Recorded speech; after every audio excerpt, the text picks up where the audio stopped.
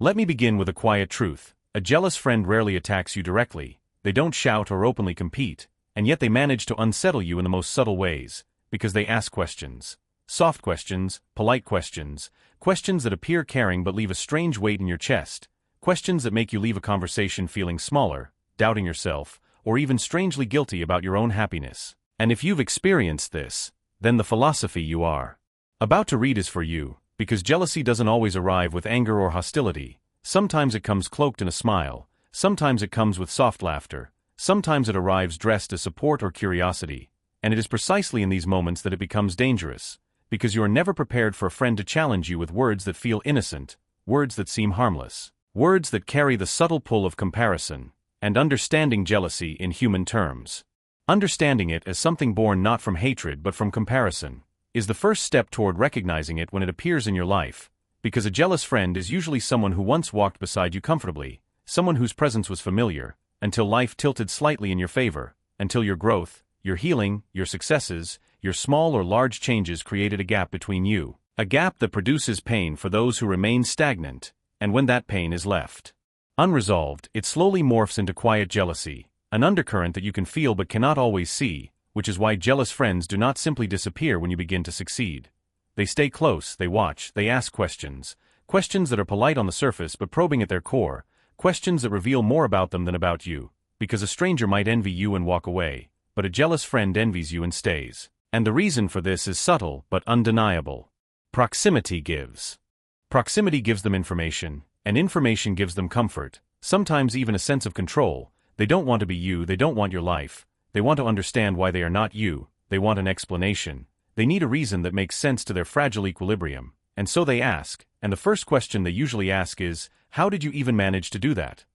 Which at first glance appears innocent, curious, supportive, almost admiring, yet if you listen closely to the tone, it is rarely a statement of pride or genuine admiration. It is often an expression of disbelief, as if your success confuses them, as if the universe made a mistake in allowing you to surpass them. And the hidden meaning behind this first question is not about learning or understanding your methods. It is about disbelief. They are silently asking themselves, why you and not me? What do you have that I don't? Did you cheat, get lucky, or receive help? Because to accept your success would be to accept their stagnation, and that hurts, and so their mind searches for explanations that minimize your achievement. Luck, timing, connections, favoritism, anything except acknowledging your growth. And when you are kind-hearted, when your nature is gentle, you begin explaining, over-explaining, minimizing your effort, saying things like, oh, it was nothing, or anyone could do it, or I just got lucky. And without realizing it, you shrink your own light to make them comfortable. And that is the first quiet loss, the first subtle erosion of your confidence that is hidden behind polite conversation. And the human philosophy insight here is simple yet powerful. A genuine friend celebrates your success without confusion, without doubt, without needing an explanation, whereas a jealous friend requires your success to fit into a narrative that does not threaten their fragile identity. And so the first important truth emerges: you do not owe anyone a justification for your growth. And a real-life example illustrates this further. Imagine two friends who start from the same place, the same background, the same struggles, the same dreams, and as years pass, one moves forward while the other remains stuck, and when the stuck friend asks, how did you even manage that?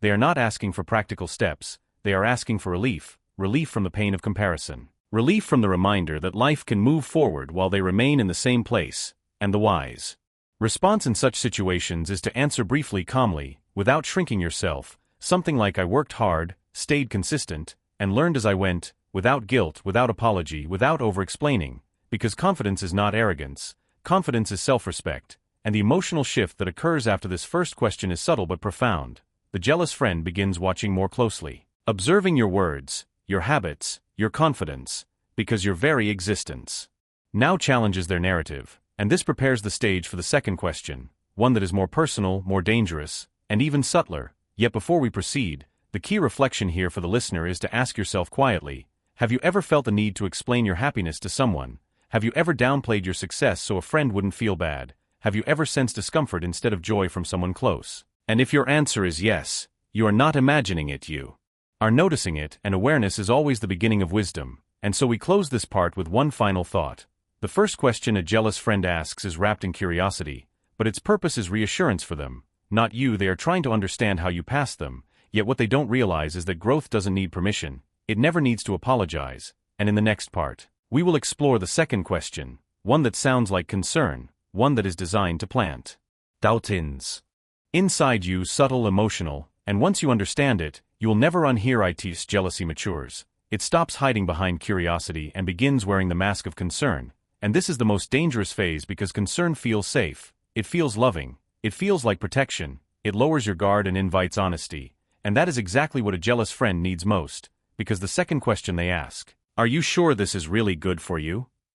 arrives only after you begin to rise, never when you were struggling, never when you were lost, never when you were unhappy, but precisely when momentum enters your life, and at first the question feels warm, delivered with a soft voice, gentle eyes, perhaps even a pause before speaking, as if they are carefully choosing words for your benefit, and they might add sentences like "I'm just worried about you," or "I don't want you to get hurt," or "I'd hate to see you fail," and if you are emotionally intelligent, empathetic, or sensitive, this lands deeply, because it feels like someone cares enough to slow you down, yet hidden beneath this concern is something else entirely, something quieter and more self-serving, because this is not a question seeking clarity, it is a suggestion designed to plant doubt, fear, and hesitation, and what they are really asking is not whether your choice is good for you, but whether you might stop, whether you might return to the version of yourself that felt familiar and non-threatening, because your growth creates distance, and distance disrupts the comfort of comparison, and this question is powerful precisely because it does not confront you openly, it operates inside your mind long after the conversation ends, echoing later when you are alone, at night, during moments of uncertainty, just before taking the next step. And suddenly the doubt they introduced sounds like your own voice, and this is how influence works at its most subtle level, because when someone feels left behind, they do not always pull themselves forward, sometimes they try to pull you back, not out of cruelty, not out of conscious malice, but out of fear, fear that your success will permanently expose their stagnation, fear that your courage will highlight their inaction, and this is where jealous concern differs fundamentally from real care, because real care trusts your judgment and says, "I believe in you, just be mindful."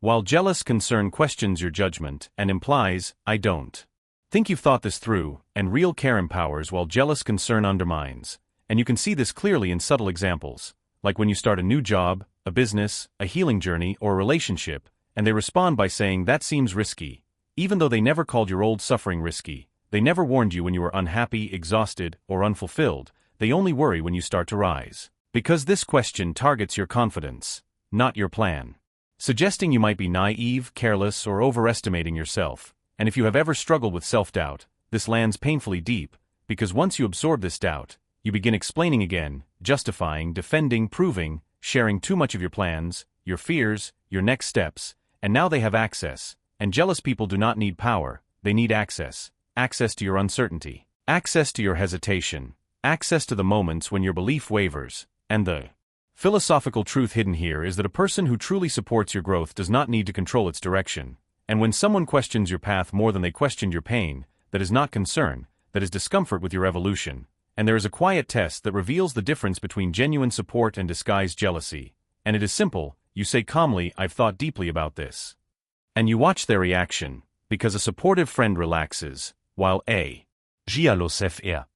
guilt only delays your evolution, and here is the hardest truth of all, not everyone who starts with you is meant to finish with you, and this realization hurts not because it is cruel, but because it is honest, and the final reflection is this. If someone celebrates your pain but questions your peace, they are not your friend. If your success makes them uncomfortable, that discomfort belongs to them, not you. And if your growth creates distance, let it, because distance is sometimes protection. And jealous friends do not destroy you with anger, they do it with questions. Questions that make you doubt, questions that make you explain, questions that make you shrink, but once you recognize them, they lose their power, because awareness is freedom, and freedom has a way of choosing better company. And here is the final uncomfortable twist that few people are willing to admit. Sometimes the jealous friend is not sitting across from you. Sometimes it is the old version of yourself, the version that hesitates, that seeks approval, that asks permission to grow, and when you outgrow that version, it accuses you of arrogance too, but growth has always been lonely before it becomes peaceful, and if you are walking alone now, it does not mean you are wrong,